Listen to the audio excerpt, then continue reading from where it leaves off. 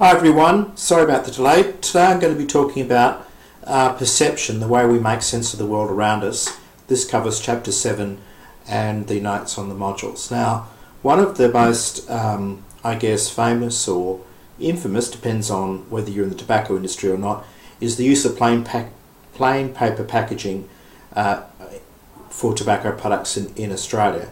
And really this is about trying to change people's perceptions or influence perceptions about tobacco. And as you can see in the case study, which is discussed more widely in the text, it uses plain packaging, certain colours which are unappealing, certain imagery which is trying to, reduce attraction of the product of smoking and cigarettes as well. Okay, so our learning objectives today. We'll look at the characteristics of consumers' information acquisition processes. So in other words, how do consumers acquire information? How do they make sense of it?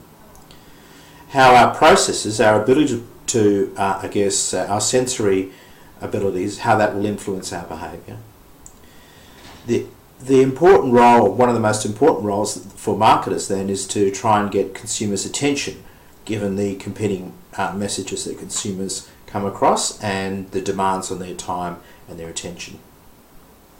How then consumers derive meaning from information from their environment. So one of the things you'll learn, or hopefully come to realise after reading this chapter in this lecture, is that more information is not always best for consumers. Information must be encodable in a meaningful way. It must make sense to consumers. So providing detailed consumers information about nutrition, food labelling, truth in lending doesn't always lead to better decisions or better understanding from consumers.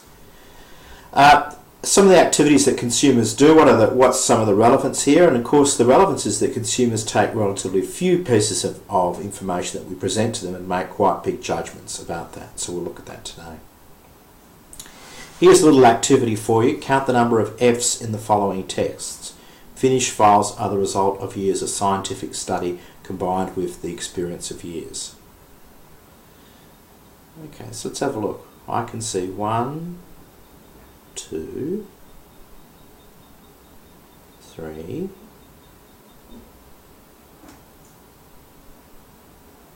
I can see 3, is that right? If I count it again, I'll see 1, 2, 3, 4, 5 F's. You might see some more. But really what this is showing, that presenting one piece of information, in this case some textual information, can result in different interpretations. So what is this process of perception?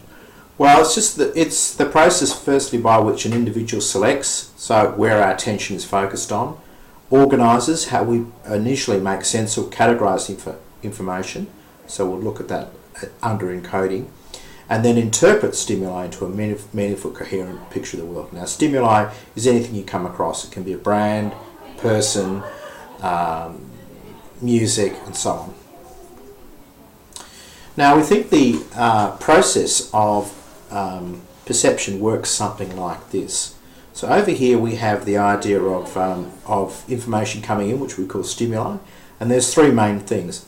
Being exposed, so that it meets our sensory processes. So as we'll see, our sensory processes are somewhat limited in the amount of information we take in any one time and the type of information, gaining our attention.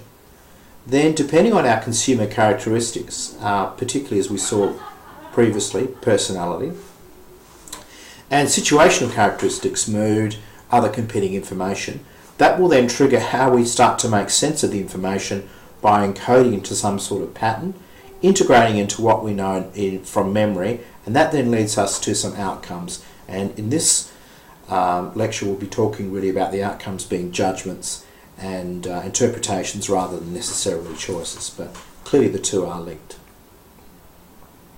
So let's start with information acquisition. Well, firstly, we start by thinking or considering what we already know that is relevant to the purchase situation under consideration. Secondly, consumers engage in external search when internal memory is insufficient. And so the rule of thumb is consumers don't like searching. They would rather make the decision, if they can, from what they know. And so for consumers to to want to search for information, they need to be motivated. And this is really shown in the next advertisement here, which is an award-winning print advertisement for the 1950s. Isn't it funny how stereo ads are boring until you want a stereo? In other words, needs trigger perceptions, needs trigger deliberate search. And so you can see how motivation that we discussed a couple of weeks ago is so important here.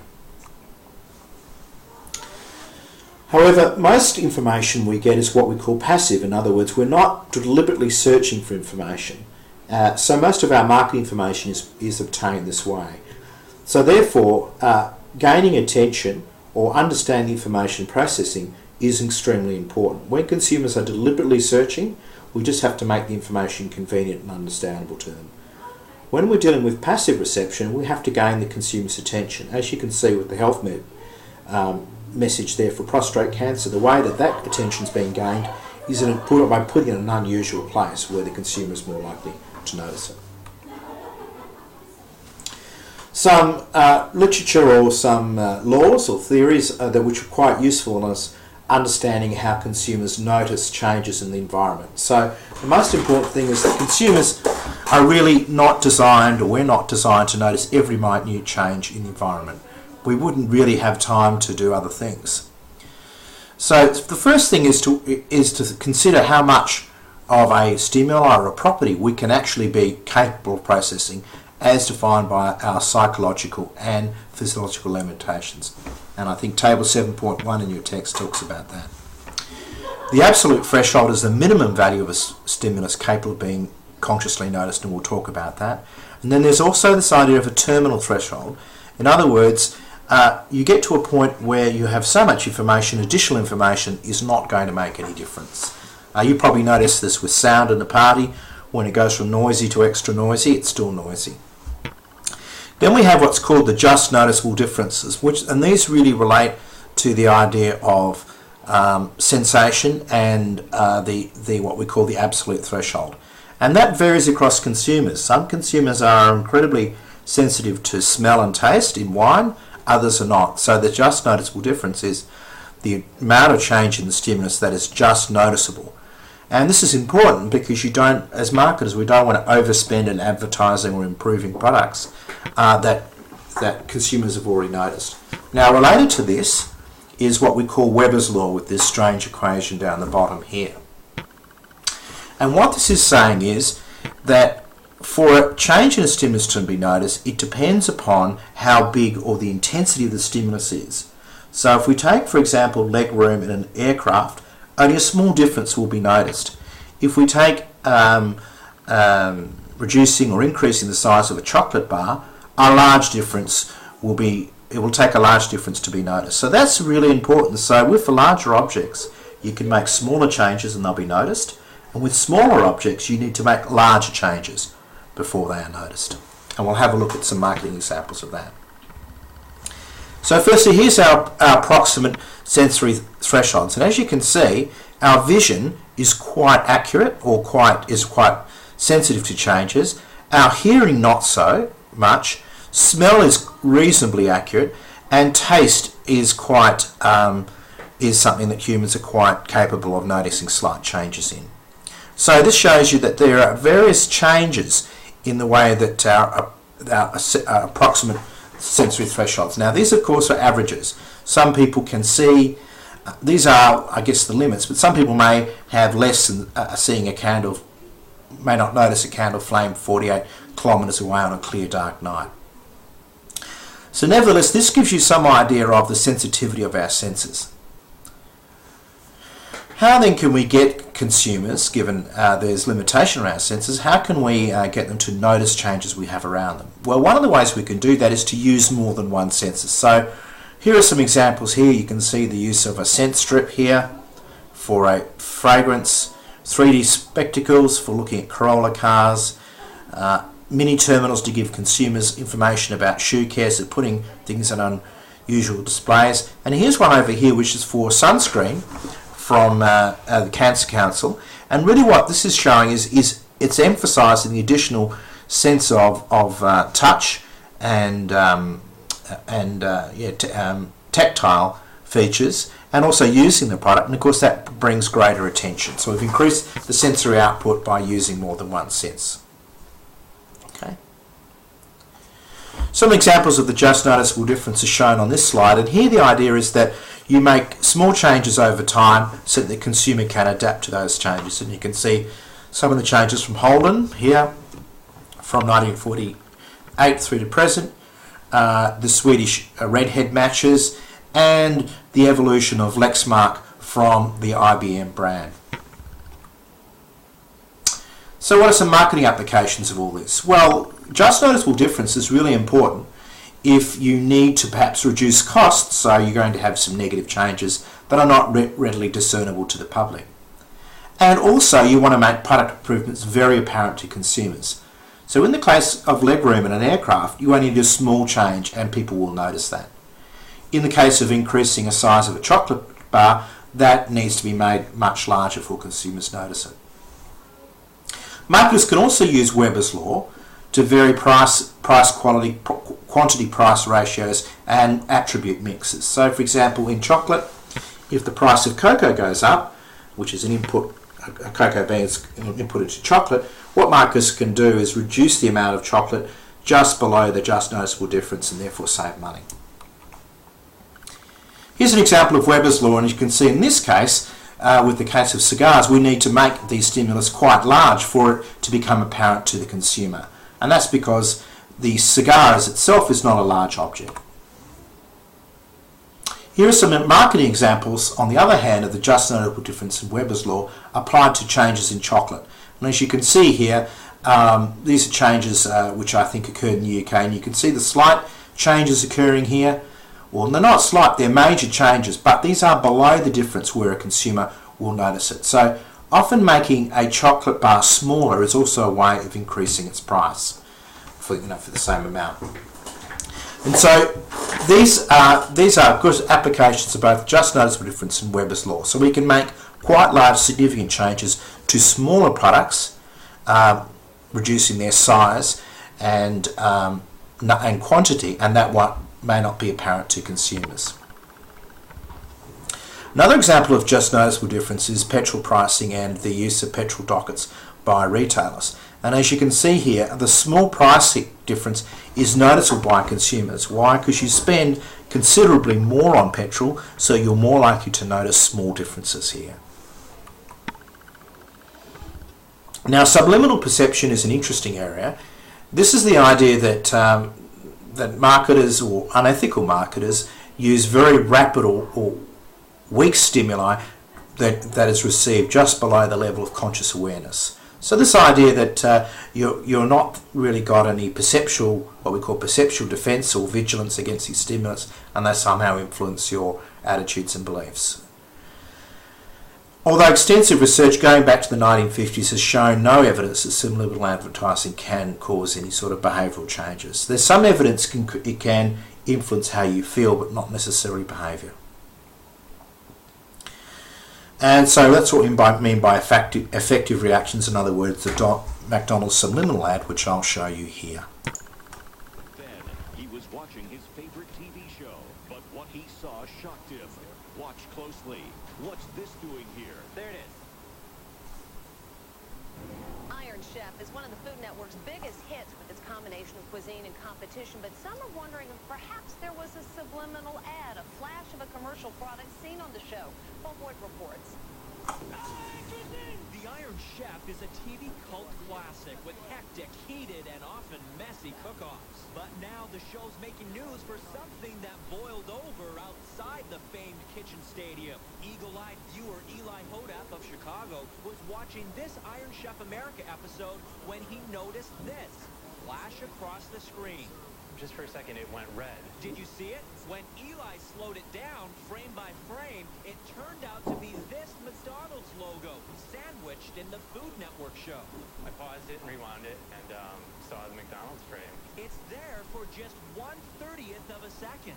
And look at this McDonald's ad. Eli put it on YouTube, where it's had 250,000 hits.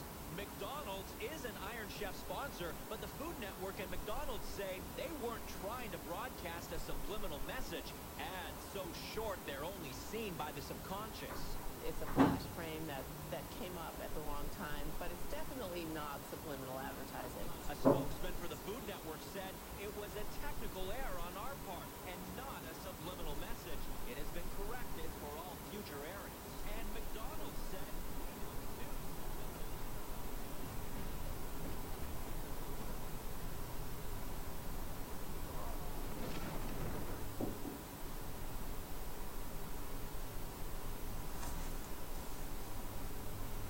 Okay. As you can see there was again, if if the audio is not too good, here's the link. You can click and watch this later. Well, so as I said, there's some controversy about this, but it's often believed that subliminal advertising isn't really an effective way. Now, it is illegal in America, but it's not illegal in Australia, interestingly enough. Okay, so the first step then is to gain people's attention. It can be voluntary, so we're deliberately searching for the new stereo, buying a new car, looking for companionship. Or it can be involuntary, where it's just we come across something that is different, unexpected, and that gains our attention. Some characteristics of attention are important to remember. Your computer processes information faster than you do. In other words, my computer that I'm working on probably goes over 128 bits or chunks. We're limited to 5 or 7 chunks of information. However, unlike our computers that we're using, we can change our attention rapidly. And so this means that attention spans, of course, are very short and can be rapidly changed, but the amount of information we take in one time is quite small. What rapid basis? Well, there's some nice anecdotal evidence I've got there about how long people wait for websites to load, and that's 4 or 5 seconds. When you're shopping, people probably spend no more than 10 to 15 seconds considering an item in a supermarket store. So this is really showing how quickly attention is allocated by your sensory system. What are then some of the ways of increasing attention? Well, there are 1, 2, 3, 4. Firstly, we can use colour. Human beings are more predisposed to notice things in colour. We can use a novelty or a contrast, so that's something unusual. The size and position in print media is also useful, so making something bigger, positioning something more in the middle of the page. And humour. Humour is also another way of increasing attention, although the difficulty with humour is that the stimulus may be encoded in a different way other than which it was intended. So Telstra have used colour here in their recent campaign. Of course, the plain packaging use by the laws in Australia on tobacco is really about reducing the attractiveness or wanting to make the stimulus look very similar. Here's the use of size, novelty and contrast, and you can see here this is for the North Carolina Zoo, and you can see here there's a little kid here watching the polar bear swimming around there. So you can see firstly the large contrast between the small person in the foreground and the large polar bear in the background. Novelty, that the kid looks like he's right up in the same environment, and of course this helps gain consumers' attention. Use of humour. Here is a very nice use of humour in underwear. He hasn't been properly held in years, and this is really to do with Bond's underwear. Now, of course, there are some individual factors which affect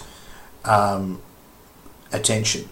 Our attention spans are somewhat limited, as I've discussed earlier, and of course they'll also be limited by things like mood, stress, retail atmospherics, competing messages. The other issue is that we get used to a stimulus over a period of time, and we call this adaptation. So this means that marketers have to change their messages because it doesn't become noticeable. It just goes into the background. Sorry. The third important point is we have what's called perceptual vigilance and defence. This simply means that we tend to look for information which already confirms existing beliefs, and we are also alerted information that does not fit those existing beliefs. Perceptual vigilance and defence is also a big issue in the regulation of advertising with children, in that children may not understand the selling intent of advertising. Okay, so the next step of the process, assuming we've got your attention, is the idea of what we call perceptual encoding. And this is, as I say here, it's the use of encoding information into some sort of symbol. It can be a word, a phrase, or a number. Obviously, visual symbols work quite well, and this is why many logos that work best are visual or very short. And they derive meaning from particular stimuli. And now, of course, this is an individualistic process, depends on your learning, your memory, your background, your experience, your personality, and it occurs quite quickly. It almost occurs without thinking. So if you have a look at this picture, what do you see?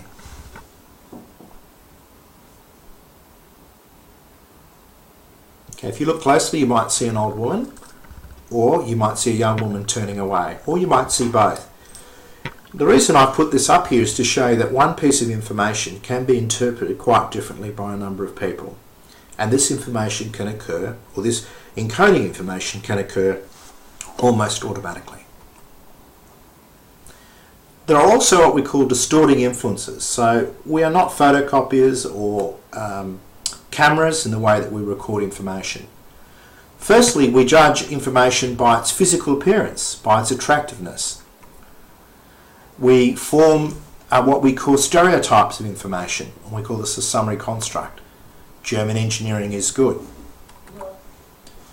We may be distracted by irrelevant cues, and we'll have a look at that. And this is one of the issues of using attractive models in advertising, or humour, is that we may be distracted by those cues and not really interpret what the information was sent out to us. We tend to judge very quickly, and they say first impressions are important. That's true. Remember, the amount of information we can take in is small, and our attention span moves quite quickly. So the first impressions are really important here. And so we'll jump very quickly. We'll tend to form quite complex judgments based on missing information or incomplete information. Lastly is what we call a halo effect, where one piece of information can be used to infer a whole range of other things about that object. Getting back to the example about airlines, TWA, which was Transwestern American Airlines, in their study on increasing legroom for consumers, found that not only did the consumers appreciate the higher legroom, but they rated the food better and the service better. So in other words, this is a halo effect. Because I'm happy in one area, I'm therefore happy in other areas. It can also work the other way back. Because I haven't got much legroom, I might think the service is bad and the food's pretty terrible. Here's an example of irrelevant cues from an advertisement that occurred a few years ago. And it's the Keep Australia Beautiful, low carb, the Body Beautiful bar. Now, of course, the thing to remember here is this is the target market here is women. And of course, the interpretation by some women's groups, which are noticed there, shows that this advertisement has really used irrelevant cues. And you can see narrow standard objectifies women to look a certain way to the benefit of others. It may as well say keep Australia beautiful by looking hot in a bikini. So in other words, the information has been presented in one way, but because the cues are irrelevant in terms of the use of the attractive model, and they've done this to gain attention, it's then led to other first impressions and jumping to conclusions. So what then are some of the stages in the encoding process? Well, there's two types. We might call the first one a sort of pattern recognition or feature analysis, where the consumer identifies the main features and assesses how they're organised. Then it takes that sort of embryonic information and then combined with what we know in our memory, this is where the interpretation of the stimulus occurs. So the issue here for marketers is to present your information in a coherent way, so it'll at least start to be encoded, and then also think about how that information fits well with what a consumer already knows.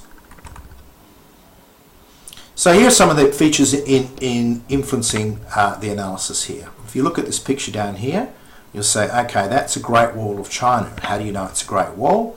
It's a wall, it's going over the horizon, so that implies that it's long the person is quite small, so therefore it's a large stimulus.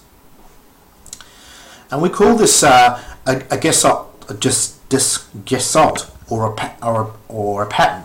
And some examples of how we go about this are the difference between the figure and the ground, so the Great Wall and the background there. Proximity, you can see the person is quite far away from us, so that's showing size. Similarity, you can see that the wall stimulus is repeated over the picture, and so that's also influencing our perception. Closure, it's relatively incomplete. We don't see the whole wall there, but we imagine that the wall goes on for a considerable period of time. And we can see some of this when we look at advertising again, which is trying to encourage people to start encoding or thinking about the information they're presented. Here's the use of figure ground, and if you look very closely you can see a Coca-Cola Zero bottle there in the AFL co-branded campaign there. Proximity, this is from the Hard Rock Cafe interestingly in Malaysia, and you can see here the idea that proximity is where you group similar groups, and this is really saying that they're open to all different kinds of relationships. It's an interesting example of similarity. This is an anti-AIDS campaign from Singapore, and it says one of these women has AIDS.